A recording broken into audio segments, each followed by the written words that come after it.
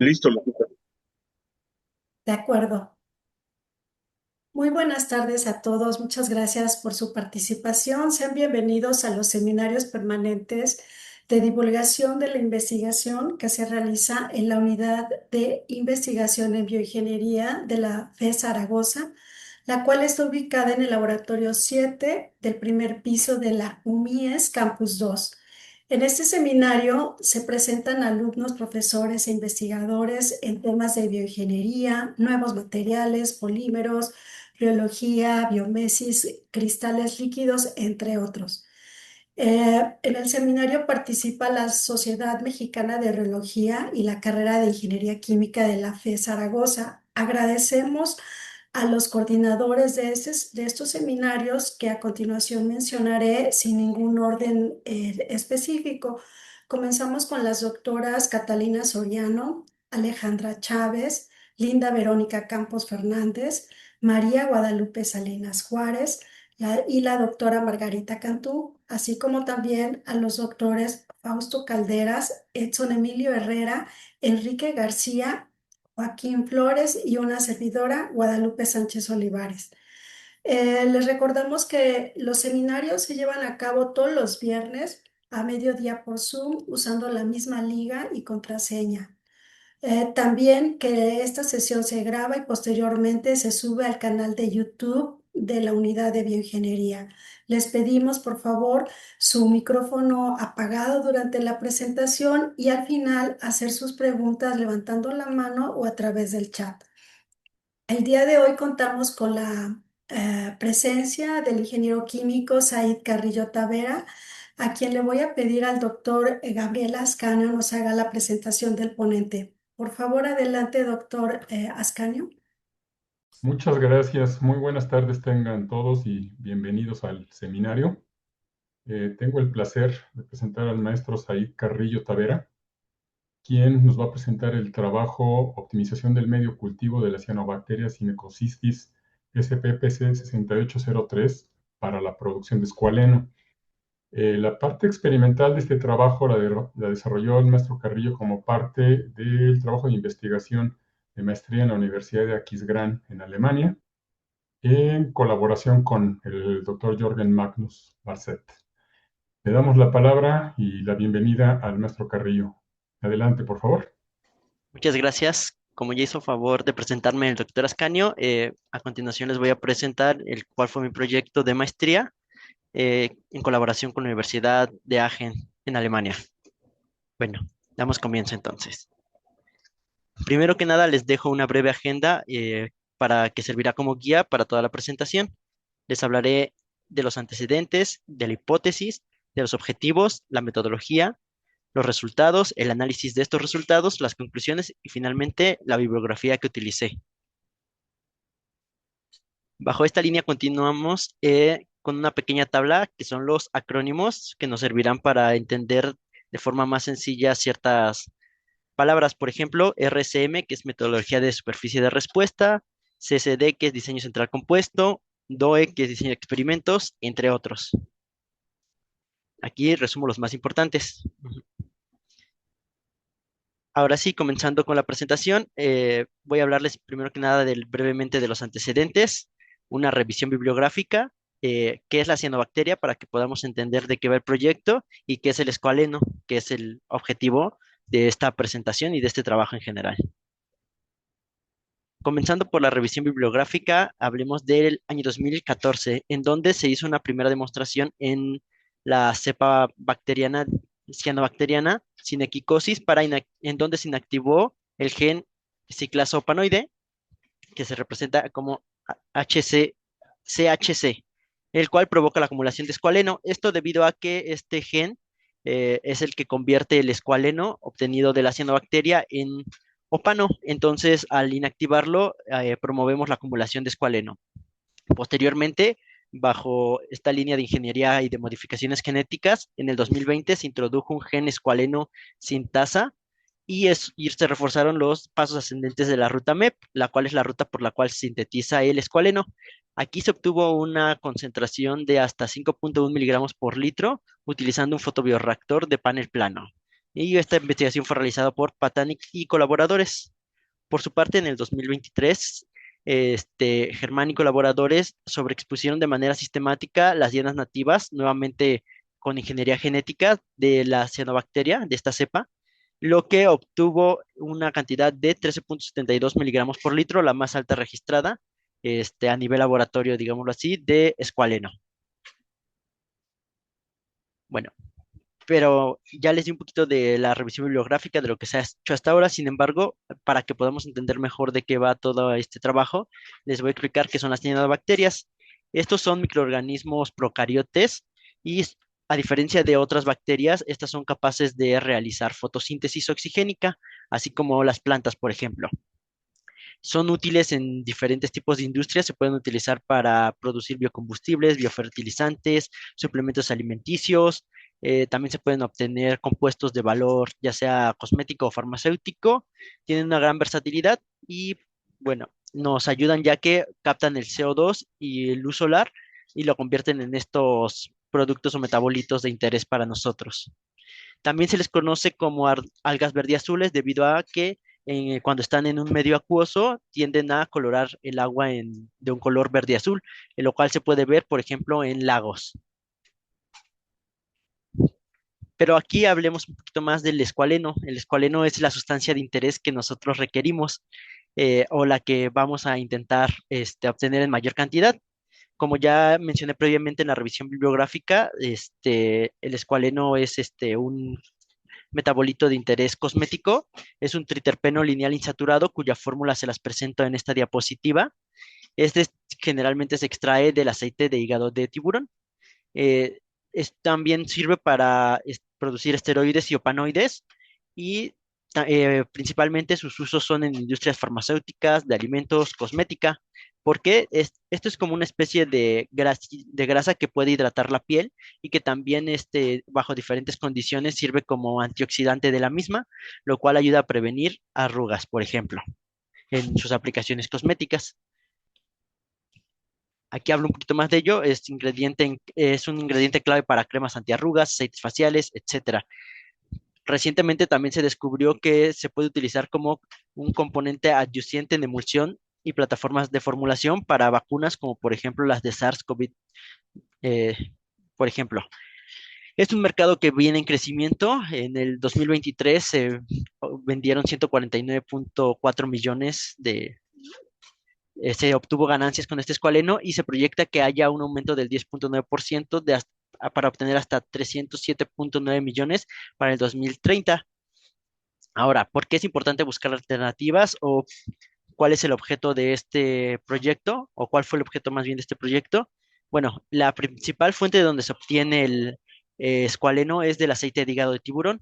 Esto es algo que no es sostenible debido a que el aceite del hígado de tiburón este, conlleva pues, disminuir la población de estos animales, lo cual es bastante problemático, ya que, pues, en algún momento los tiburones, por ejemplo, el tiburón blanco, llegaron a estar en peligro de extinción.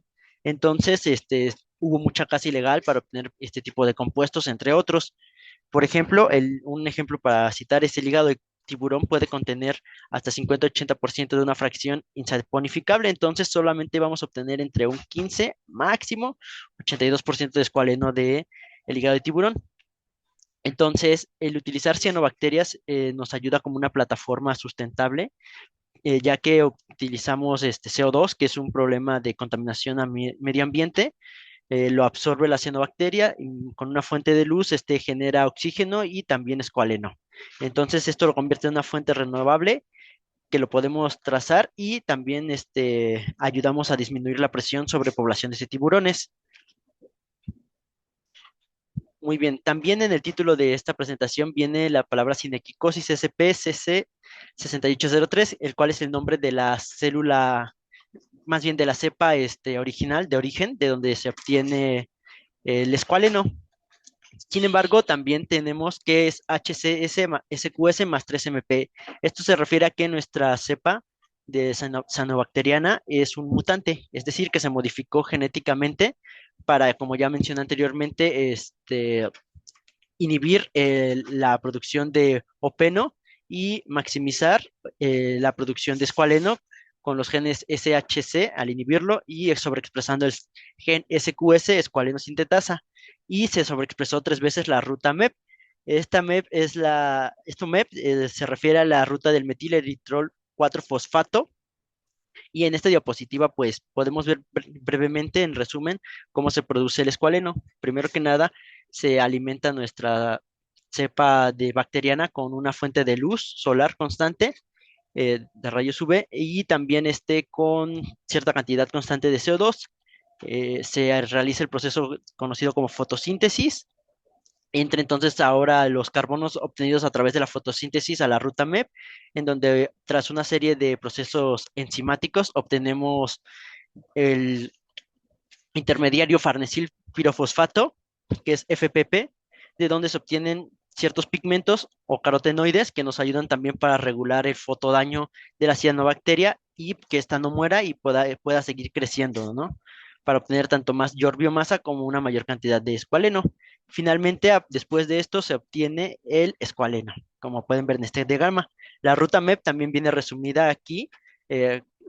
Son una serie, como ya dije, de pasos enzimáticos que pueden observar aquí en cómo se van descomponiendo las sustancias en los diferentes intermediarios.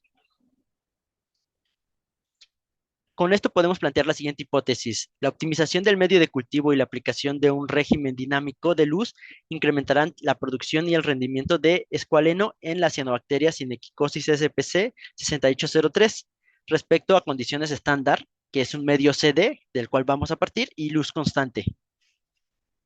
Objetivos.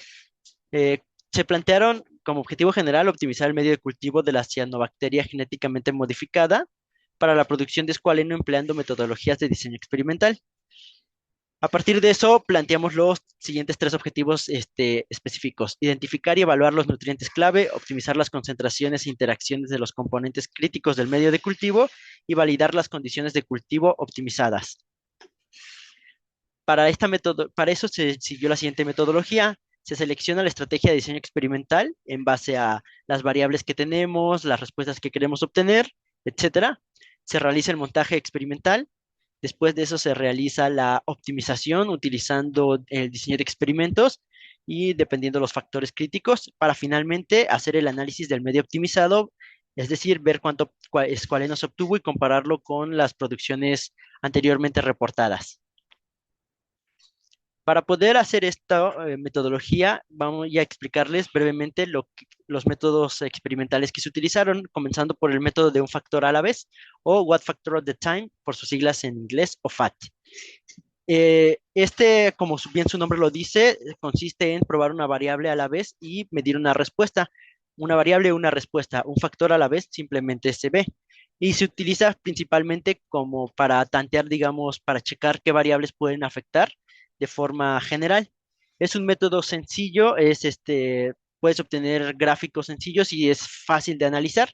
Sin embargo, cuando se tienen muchas variables, este método tiene que ser muy repetitivo, lo que conlleva a aumentar el número de experimentos en gran medida y también no nos ayuda a detectar interacciones entre diferentes variables cuando se tiene más de una, lo que puede conducir a resultados subóptimos, es decir, que no son realmente los ideales o los que se buscan. Ujú. Por ello es que también se implementa el diseño de experimentos. El diseño de experimentos es una serie de metodologías estadísticas que nos ayudan a justamente simplificar nuestros experimentos dependiendo los factores, variables y demás cosas que tengamos disponibles. Por ejemplo, también nosotros utilizamos diseño de experimento para evaluar los factores continuos e identificar qué interacciones afectaban, digamos, nuestro medio de cultivo para poder optimizarlo. Dependiendo la etapa, se analizó la fuente de nitrógeno, el hierro quelante, los elementos traza, etcétera. Y al final se eligió el tipo de experimento para la optimización. Por ejemplo, decidimos optimizar simultáneamente el escualeno, la concentración de escualeno, la biomasa y la densidad óptica para medir el crecimiento de la cianobacteria, así como también monitoreamos la tasa de transferencia de oxígeno para indicar que hay un buen desarrollo metabólico. Y se utilizó el software estadístico JMP como apoyo para realizar todo este análisis de diseño de experimentos. Para la optimización se utiliza la metodología de superficie de respuesta, la cual modela y localiza óptimos en un espacio experimental mediante la curvatura de una superficie, de ahí su nombre. Para ello también se utilizan estrategias dentro de esta metodología, estrategias de diseño, que son el diseño central compuesto y box backend. Esto depende del número de factores, costo experimental, etcétera. En nuestro caso utilizamos un diseño central compuesto. Ahora sí, hablando propiamente del montaje experimental, les voy a hablar del sistema microramos, que es el sistema en donde se llevaron a cabo todos estos cultivos. Generalmente las cianobacterias o tradicionalmente estas se cultivan en fotobioreactores, pueden ser estos de tipo abierto o cerrado, eso dependerá. En este caso, el sistema microramos es un fotobioreactor cerrado que consta de 48 microplatos colocados de forma paralela.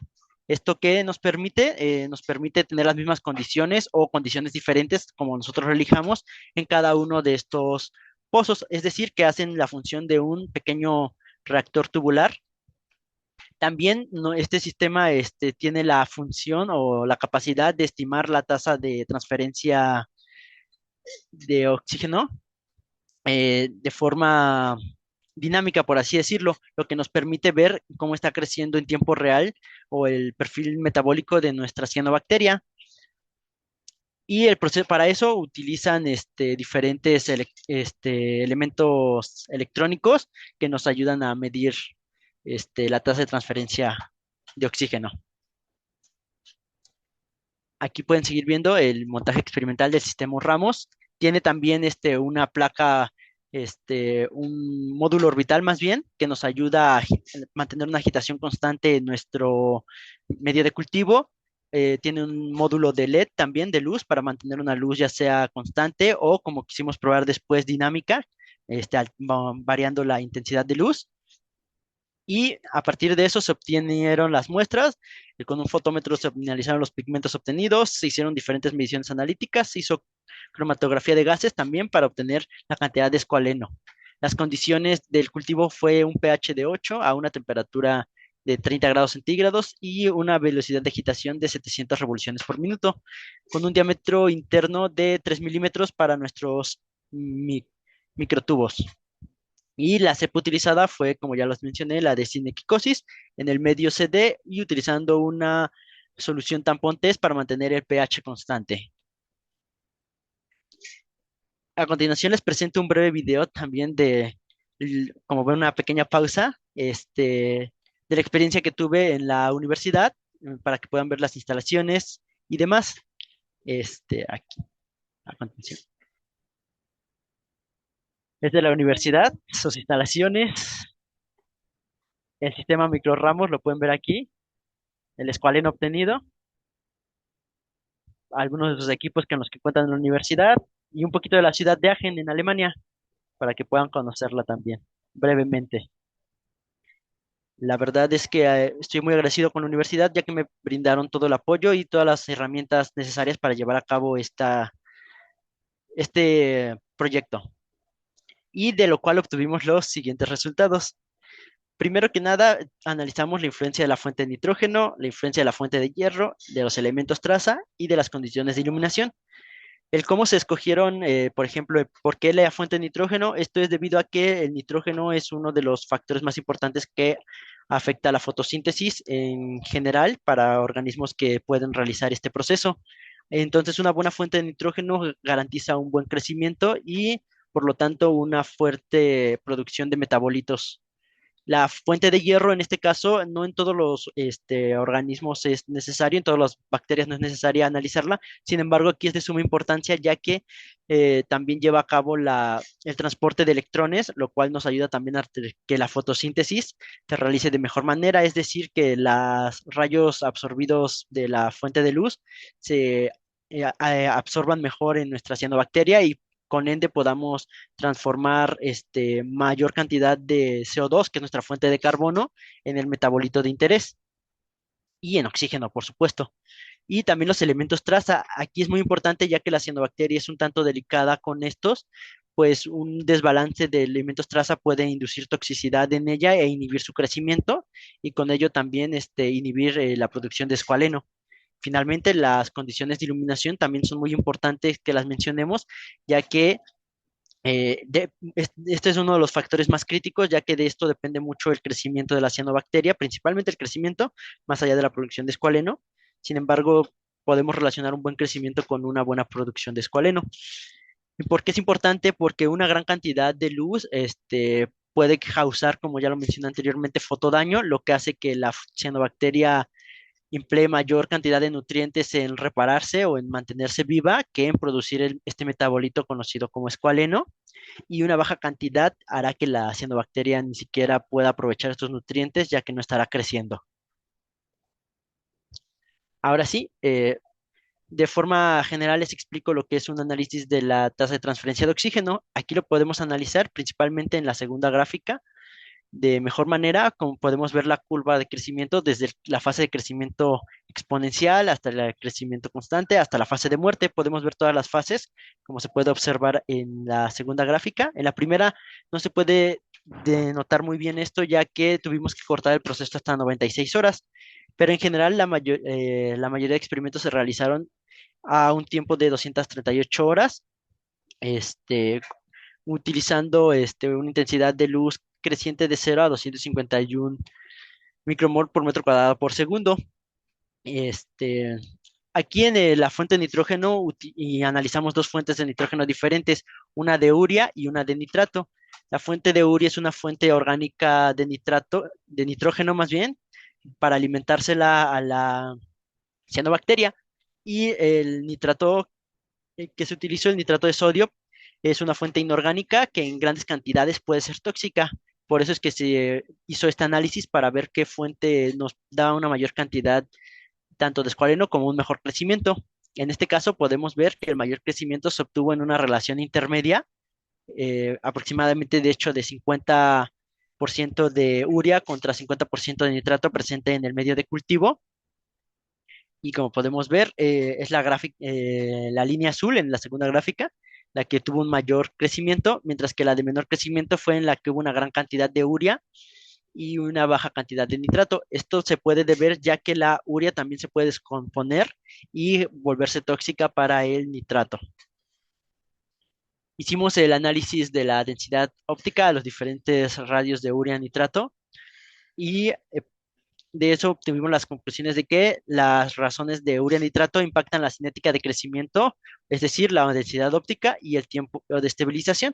Como se puede ver en ambas gráficas, de hecho la diferencia no es muy grande entre unas u otras, pero justamente nuevamente las razones intermedias presentaron un mayor crecimiento, lo cual corresponde con nuestra gráfica de la tasa de transferencia de oxígeno, de la OTR.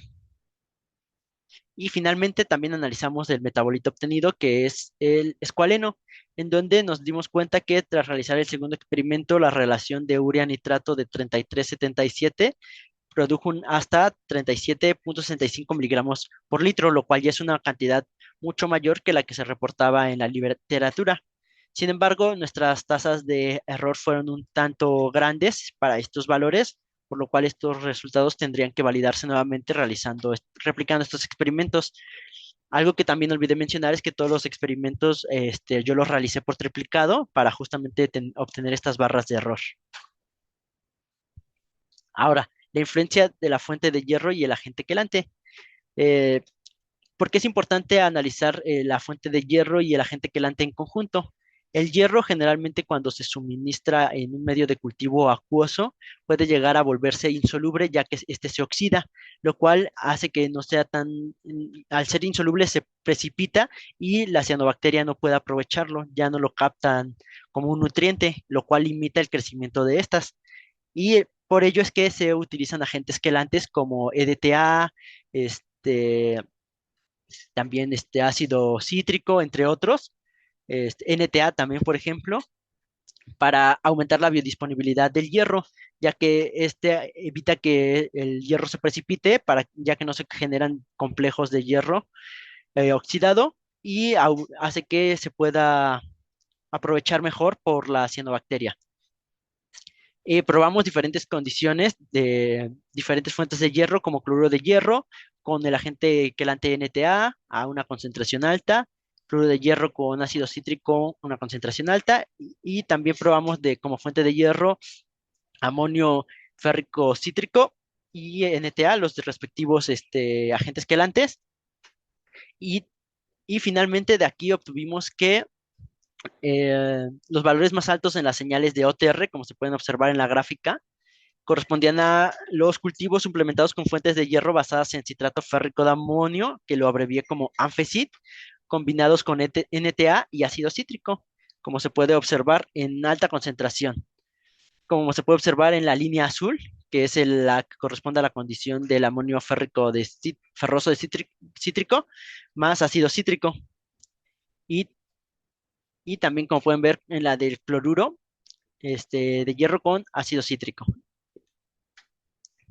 Posteriormente procedimos a analizar la densidad óptica para ver el crecimiento y el escualeno, y pudimos observar que nuevamente el amonio férrico cítrico, junto con ácido cítrico, nos dio la cantidad más alta de la densidad óptica con una barra de error muy baja, por lo cual podemos suponer que este resultado es bastante confiable. Por otro lado, también la combinación con EDTA nos dio un buen resultado, y también la combinación de NTA con cloruro de hierro. Sin embargo, esto tiene una tasa de error un poco más alta. Por su parte, para el escualeno, el que mayor cantidad de escualeno produjo fue el de cloruro de hierro con EDTA a baja concentración. Sin embargo, la tasa de error es muy grande, por lo cual este resultado también tendría que validarse replicando los experimentos nuevamente.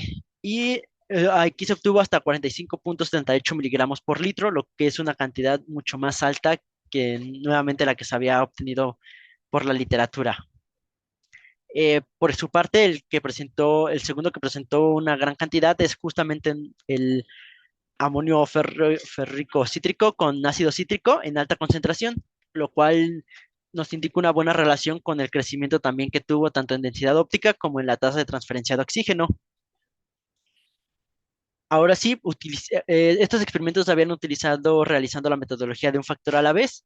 Sin embargo, para analizar los elementos traza, tuvimos que utilizar una metodología de superficie de respuesta para optimizar estos, ya que se tenían una gran cantidad de variables de entrada. Los elementos traza van desde el cloruro de magnesio, el ácido bórico, el sulfato de zinc, molibdato de sodio, nitrato de cobalto, y también agregamos como otra variable de entrada la fuente de hierro.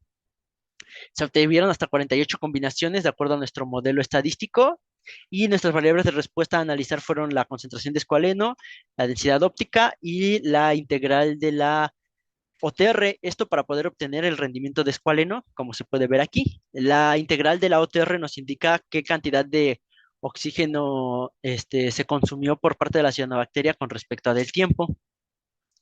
Ahora, analizando el modelo estadístico, podemos ver que el valor de significancia, P, el valor P de nuestro modelo, nos indica que solamente la interacción de cloruro de hierro con molibdato de sodio, al igual que la de cloruro de hierro con nitrato de cobalto, son significativas, al igual que la interacción entre el sulfato de zinc con el cloruro de hierro. Esto nos quiere decir que la fuente de hierro sí es muy importante, ya que nos ayudará a balancear también nuestros elementos traza.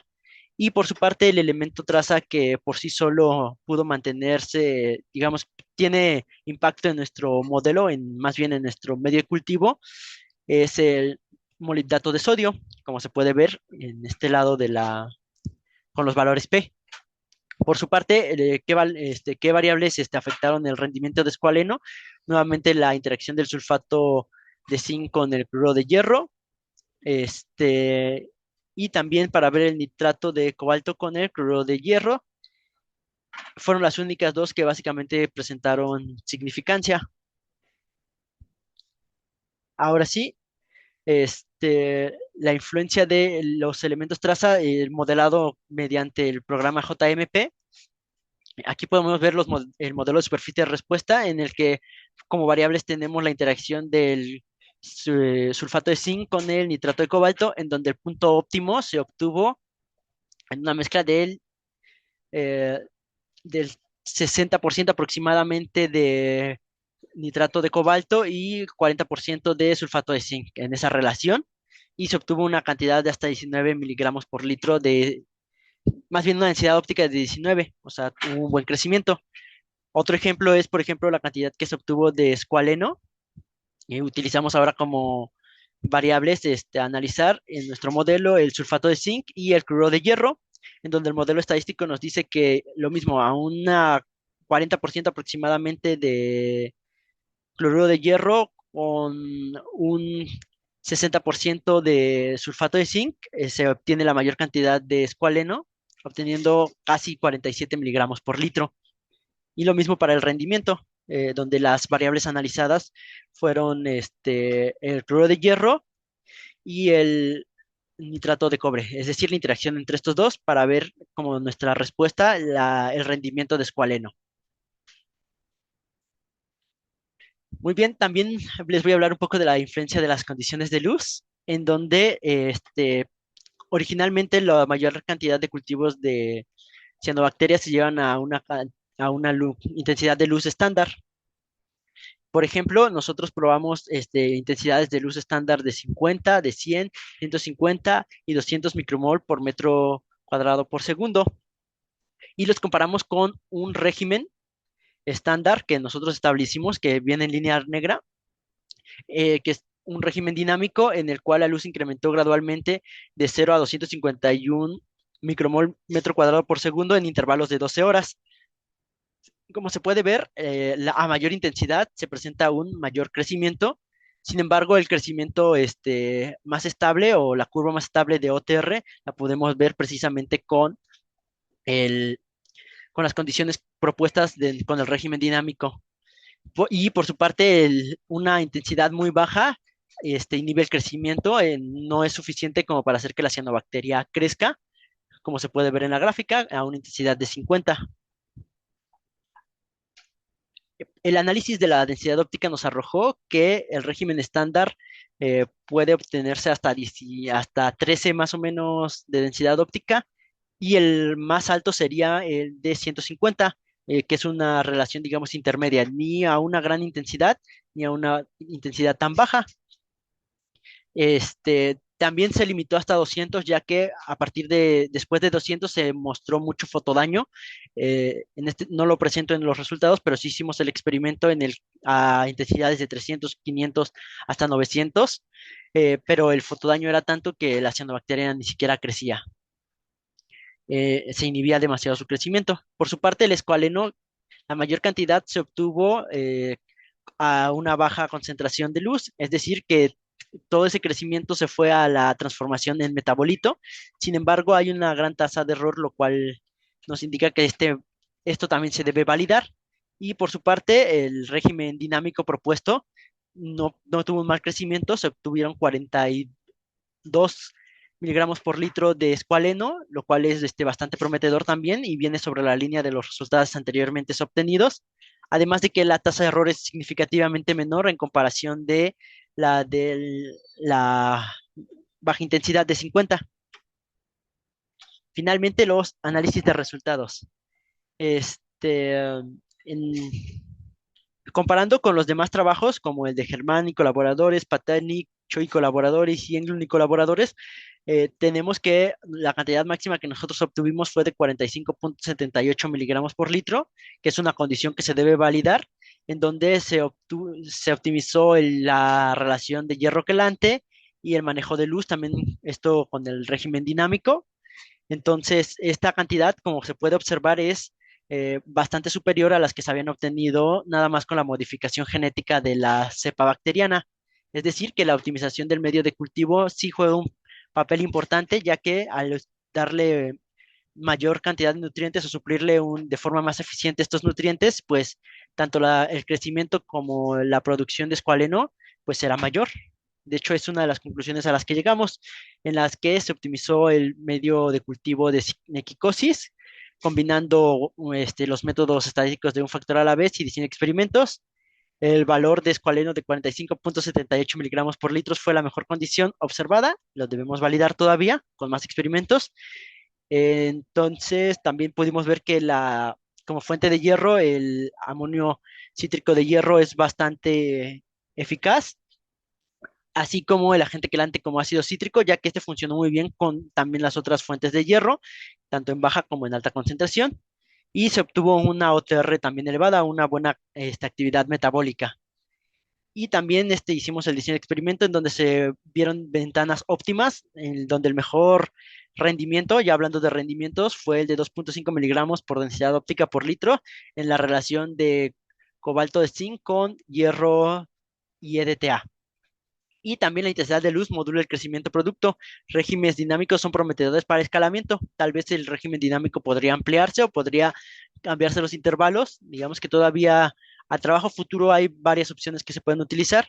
Igual aquí el espectro de luz que se utilizó fue constante, entonces también podremos utilizar otros tipos de luz. La luz utilizada en estos experimentos fue luz blanca, pero podría cambiarse a luz roja, o una diferente longitud de onda de luz.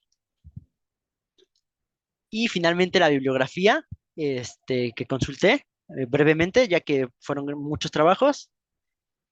Agradecimientos a la universidad, tanto a la Universidad Nacional Autónoma de México, la UNAM, por brindarme la oportunidad de hacer la maestría con ellos, y a la Universidad RBTJ por ayudarme con la parte experimental de mi proyecto, y a la beca CCT que financió gran parte de esto. Gracias por su atención. ¿Alguna pregunta? Muchas gracias, Aid, por tu presentación, un trabajo muy interesante y extenso. Estamos en muy buen tiempo para la sesión de preguntas y respuestas, por lo que les pido a los que quieran participar que levanten la mano o a través del chat. Y afortunadamente ya tenemos manos levantadas.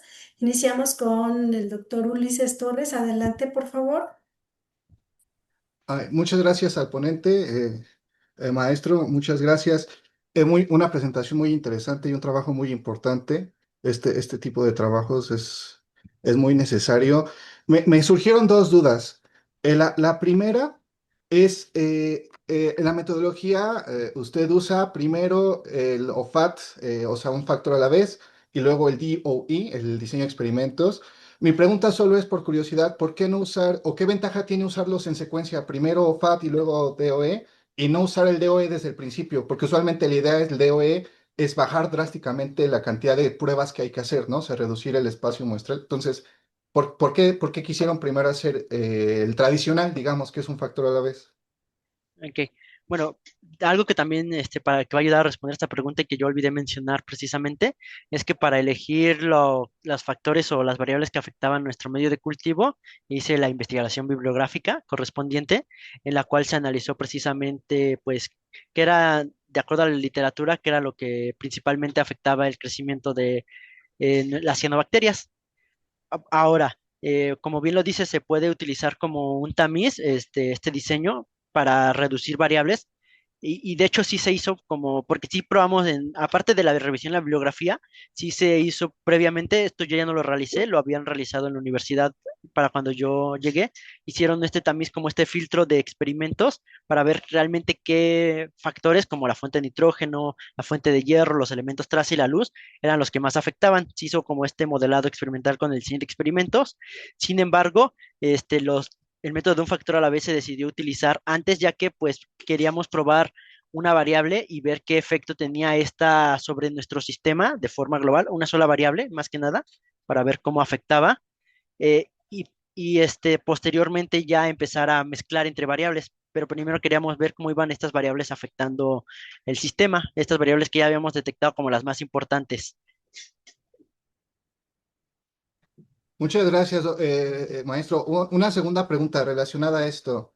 Dígame. En la diapositiva 26 me llama mucho la atención lo del diseño de experimento porque es una metodología muy moderna que desde mi punto de vista apenas está viendo todo su potencial, ¿no? O sea, hace 15 años quizás no era tan común y ahora es una tendencia útil muy importante. Yo quería ver estas imágenes porque justamente me parece, están muy bonitos, son resultados muy bonitos e ilustran justamente la utilidad o la potencial de esto, ¿no? O sea, mi pregunta es, al ver estas tres gráficas con el espacio químico, hasta uno puede pensar tal cual así de verlas directamente en optimización, porque a diferencia de otras ocasiones, en esta se ve muy clarito los máximos, ¿no? En todas están muy claros. A veces cuando uno hace estas pruebas un poco al azar, salen planas, lo cual quiere decir que el óptimo, si existe, está fuera de la región de experimental, ¿no? O sea, hay que hacer en otro, subir concentraciones o jugar otras condiciones. Mi pregunta nada más es, desde qué tan difícil fue llegar a estas regiones para medir así, porque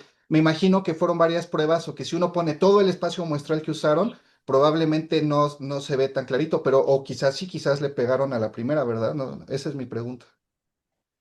Pues de hecho tienes razón, hicimos bastantes pruebas. Como dices, lo que nos ayudaba bastante, aquí hubo dos factores clave que nos ayudó bastante. Una fue la metodología justamente del diseño de experimentos, que nos ayuda a reducir el número de pruebas experimentales, porque identifica inmediatamente metiendo datos simulados, digamos, con ciertas condiciones, nos ayuda a ver qué experimentos podemos llevar a cabo en el laboratorio. Una vez que obtenemos nuestro modelo estadístico, ya nos dice qué porcentajes y en qué regiones podemos jugar ya a nivel laboratorio. Nos ahorra todo ese tiempo. Y otro factor muy importante es el sistema microramos. Generalmente, al ser un sistema tan pequeñito, como se puede ver aquí, podíamos tener hasta 48 condiciones diferentes cultivándose al mismo tiempo. Es decir, nos reducía mucho tiempo, no necesitábamos reactores de gran tamaño, por así decirlo, Ya. porque si utilizamos un reactor grande, pues era cultivar todo este reactor por una semana, 2 semanas, y perdíamos muchísimo tiempo. Entonces, también parte del montaje experimental nos ayudó bastante. Este es un sistema, de hecho, que es propio de la universidad. Entonces, sí te agiliza muchísimo el proceso de experimentación. Una duda nada más para cerrar mi pregunta. ¿Cómo cuánto tiempo tarda hacer toda esta cantidad de pruebas? Por ejemplo, para nada más lo del diseño, del puro diseño de experimentos, fueron como 2 semanas. Con dos Ah, semanas ok. fue suficiente. Sí, no fue tanto, pero por ejemplo, ahí sí se ve la diferencia. El método de un factor a la vez sí nos requirió más tiempo. Sí, ahí se ve la gran diferencia entre tiempos. Digamos que de 2 semanas a un mes entre lo que lo validamos y todo, un mes máximo. Sí, Ujú. sí. Es muy, muy útil. Le agradezco mucho, maestro. Muchas Gracias. gracias. Gracias por su participación, Ulises. Y continuamos con David Israel. Adelante, por favor. Sí, gracias. Maestro Said, ¿cómo está usted? Mucho gusto. Muy bien, gracias, David. Oye, una pregunta. Es que entré un poco tarde, pero según entiendo, esta bacteria es sensible a la luz, ¿verdad? O más Así bien la es, necesita. ¿Y se así puede es. implementar en tanques agitados su crecimiento? Sí, de hecho aquí el crecimiento, por ejemplo, de la cianobacteria, también necesita agitación, de hecho necesita la agitación, lo hacemos con un módulo de agitación pequeño, porque es a escala, de hecho también se puede cultivar en matraces de agitación y en un tanque agitado también, solamente tendríamos que ver o hacer el estudio del estrés por cizallamiento que puede llegar a recibir la cianobacteria y cómo lo afecta, porque como podemos, o como seguramente sabes, dependiendo del microorganismo, es la tasa de estrés al corte que éste puede soportar. Exactamente. Entonces, ¿tú crees que probablemente la turbina Ruston aquí no serviría, ¿verdad? Se tendrían que hacer pruebas para ver, te digo, a qué tanto estrés se somete la cianobacteria, pero lo que sí, o lo que sería complicado es ver cómo podríamos iluminar mezclar tanto el sistema de agitación tradicional con turbinas con un módulo de luz. Se tendría que hacer como el diseño para eso. Ujú. Ok, pero y si se pudiera implementar, ¿crees que, bueno, sí convendría más para el producto, ¿no? Para el escualeno. Para el escualino, tendríamos Sí, más cantidad de producto, ¿no? Que así en es. este sistema que tú pusiste. Así es, porque este es un sistema a niveles de escala, a nivel laboratorio. Entonces tendría que hacerse el correcto escalamiento, ya sea a nivel piloto, y posteriormente, si en algún momento se llega, que es el objetivo, se tendría que hacer a nivel industrial. Pero sí, tendría que ir creciendo justamente el tamaño de los de los fotobioreactores. Por ejemplo, en bioremedación, la universidad en el campus de Juriquilla, este, ha implementado esto, pero lo utiliza para biorremedación. Hacen cultivos en tinas y utilizan turbinas en forma de paletas, no son como las Ruston, son similares, pero digamos que su posicionamiento, en vez de ser como el de la Ruston, es invertido y ahí con eso cultivan las cianobacterias para la bioremediación de aguas contaminadas. Ok, como las que usan en las tratamientos de aguas residuales. Así es. Ah, ok. Sí. O sea, es todo, gracias. Gracias, David, por la participación y continuamos con el doctor Edson. Por favor, doctor, adelante.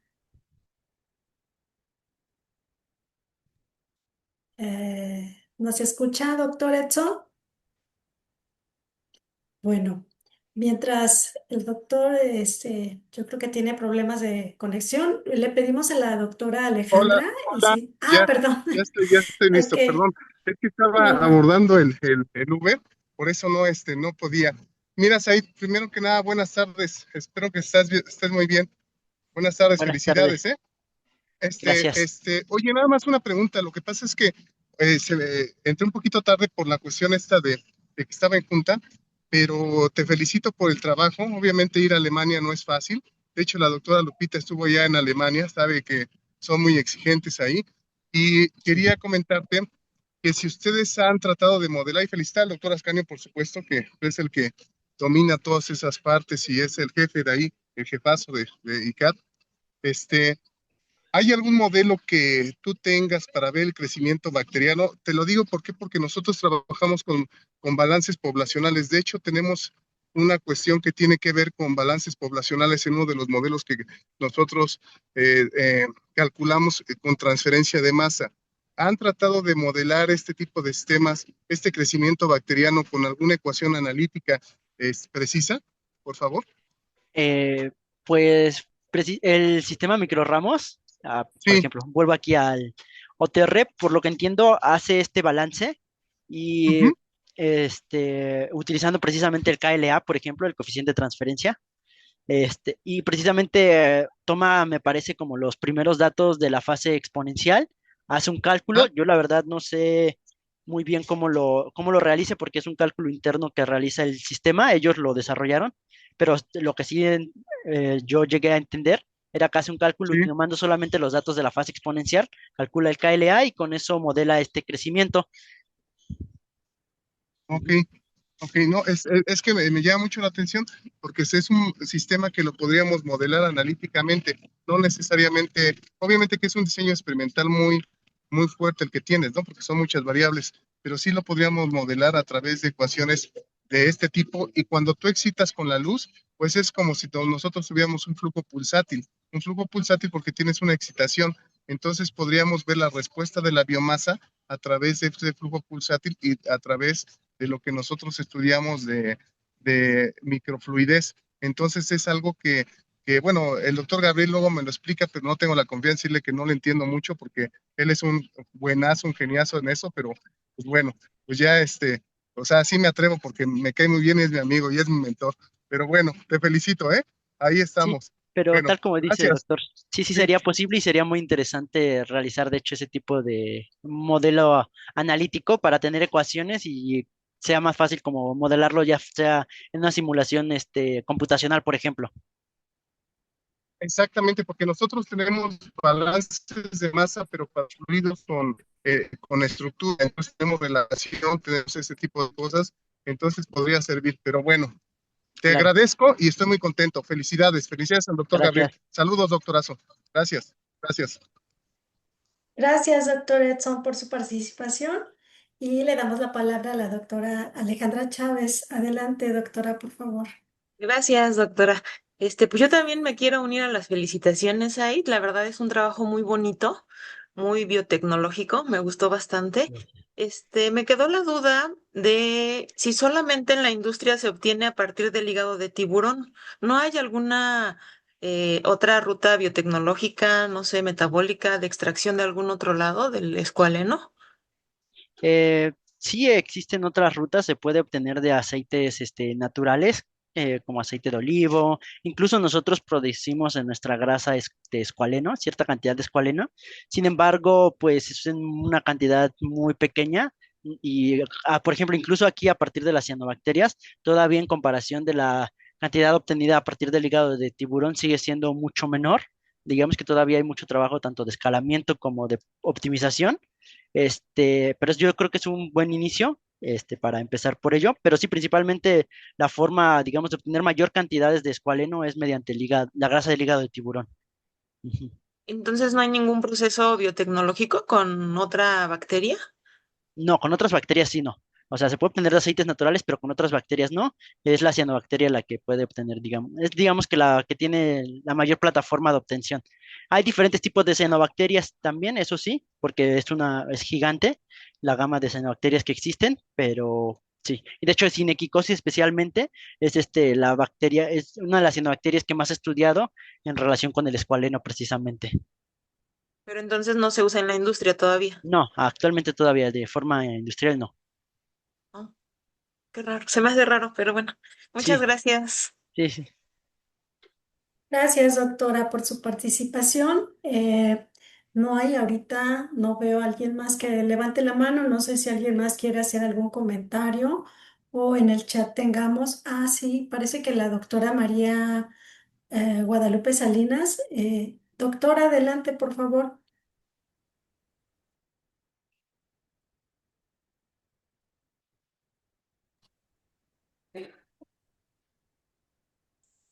¿Nos escucha, ¿Ahí me doctora? escuchan? Ah, sí, ya, ya, adelante.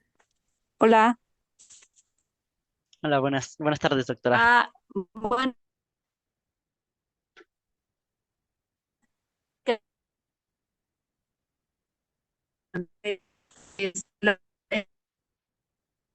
Perdón, yo le escucho su audio muy eh, entrecortado. No sé tú, Said, si le escuchas bien a Sí, la no, doctora. tampoco la alcanzo Sí, a escuchar. doctora, ¿podría volver a hacer su comentario? Porque a no ver, ahí alcanzamos a se escucha escucharla. mejor. Sí, un poco mejor. Sí se escucha Sí, mejor. Ah, sí, nada más mejor. A la ver. felicitación para Said. Ajá, la felicitación para Said, que es egresado de por acá. Yo me acuerdo que lo veía de alumno aquí en Ujú. la facultad. Y pues muchas felicidades, Said. Y como pregunta, si en todo el trabajo que has realizado, ¿cuál sería el reto que tú identificarías, el mayor reto para escalarlo, como ya lo mencionabas, para llevarlo a una escala tal vez primero piloto, como lo decías, y después a una escala ya mayor? ¿Cuál sería Bueno, yo creo que aquí hay dos grandes retos. El primero serían las condiciones de iluminación, porque muchos, por ejemplo, lo que hacen es cultivarlos en fotobioreactores de tanque abierto, y precisamente utilizando la luz solar del ambiente. Sin embargo, pues el régimen de luz, y es por eso que también se implementó este régimen dinámico, pues no es constante. No podemos tener una cantidad constante porque pues va a depender de muchas variables. Climatológicas, como del día y demás, ¿no? Si utilizamos la fuente de luz solar natural que tenemos. Y la otra, pues también sería como la alimentación correcta del el dióxido de carbono. Nosotros en el caso del sistema microrramos se alimenta en forma de gas, pero se disuelve, se alimenta a partir de un tanque de gas de CO2. Entonces habría que también encontrar una forma de dar una gran alimentación de forma constante y que no genere como conflictos para que no haya baja disponibilidad de esta fuente de carbono. Creo que esas dos principalmente son varios de los retos porque puedes construir la infraestructura como para tener esta alimentación tanto de CO2 como de la fuente de luz solar, tiene que analizar y principalmente justo con la fuente de luz solar si queremos aprovecharla del medio ambiente, que sería lo ideal para no estar gastando en energía y ahorrar energía, optimizar esta energía. Pues sí tendrían que ver la forma o modelar precisamente con respecto a los regímenes de intensidad de luz solar con respecto a un día, por ejemplo. Es una de las formas que sí, entonces el CO2 no sería igual suficiente con lo que hay en el ambiente? Se necesitaría un suministro artificial, por decir. eh, sí, probablemente. Ahí con el CO2 el problema más que nada sería pues cómo lo suministramos de forma efectiva, porque la cantidad, creo que no hay tanto tema, si se produce mucho CO2 día con día, más bien sería cómo captas ese CO2 y se lo alimentas a la cianobacteria. Sí, Ujú. pues bueno, Al tanque. muchas felicidades y gracias. Gracias, doctora.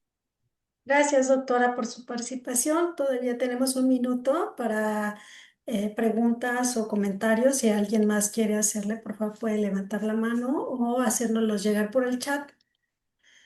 Y bueno, por mi parte, mientras alguien se anima, Said, igual, muchas felicidades por tu trabajo. Es un trabajo muy interesante y mucho trabajo. También aquí te están dando, ah, parece que la doctora Margarita tiene algún comentario. Perdón, ya no estoy viendo. Sí. Por aquí te felicita también el doctor Fausto y la doctora Margarita, perdón por tu trabajo y mucho éxito en el extranjero. Perdón, te decía que es muy interesante todo el trabajo y mucho lo que hiciste. Eh, Dos, breve, ¿no? En tu diseño de experimentos, bueno, ya en lo que es la metodología de superficie de respuestas, pues sí es una metodología o son herramientas estadísticas muy interesantes porque nos ayudan a reducir mucho los números de experimentos, como tú ya lo mencionaste. Sin embargo, en mi opinión, para que tenga mucho éxito esta metodología, es muy importante es en la selección de las variables independientes y sus niveles o factores que estás evaluando.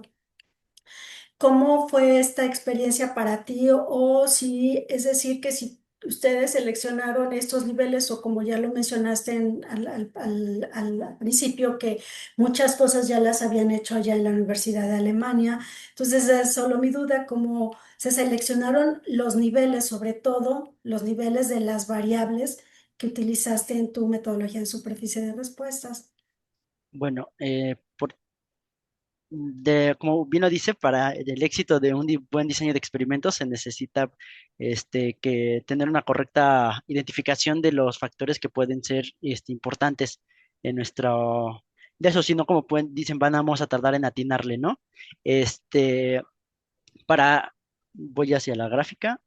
Para esta parte de las variables que utilizamos en los elementos traza, eh, pues por ejemplo, fue una revisión bibliográfica en primera instancia, como mencioné, igual que para la fuente de nitrógeno y demás.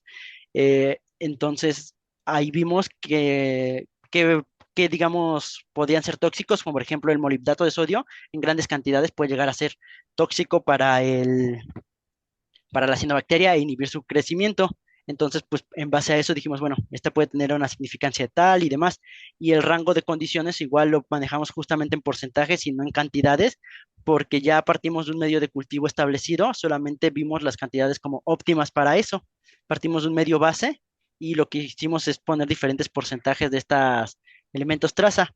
Y también agregamos aquí el hierro, este sí fue muy importante, justamente haciendo un tamiz previo con un diseño factorial para ver cómo afectaba. Y el hierro, pues sí, fue uno de los que tuvimos que agregar porque este tenía interacción precisamente con todos nuestros elementos traza, precisamente con algunos más que otros. Ya después hicimos justamente todo el modelo, pero sí, básicamente eso fue como, no sé si eso responda la pregunta. Sí, sí, muchas gracias, sí.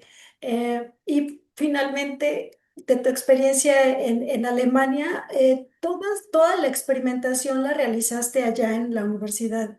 ¿O hay alguna experimentación que hiciste aquí en México y por qué? No, no, no, toda la experimentación la hice en Alemania precisamente. Aquí en México ya lo único que me encargué fue precisamente con los datos obtenidos allá, hacer tanto el procesamiento de estos con el software, y pues sí, la revisión bibliográfica y demás. Fue como las bases Ok. que hice aquí. Ujú. Ok, bueno, pues por mi parte es todo, ya estamos en tiempo para terminar, ya nos pasamos 3 minutos. Le agradezco muchísimo a Said por su presentación y a cada uno de los participantes. Muchas gracias, los esperamos el próximo viernes a las 12 en nuestro seminario de la Unidad de Bioingeniería. Muy buenas tardes, tengan todos ustedes. Gracias a todos.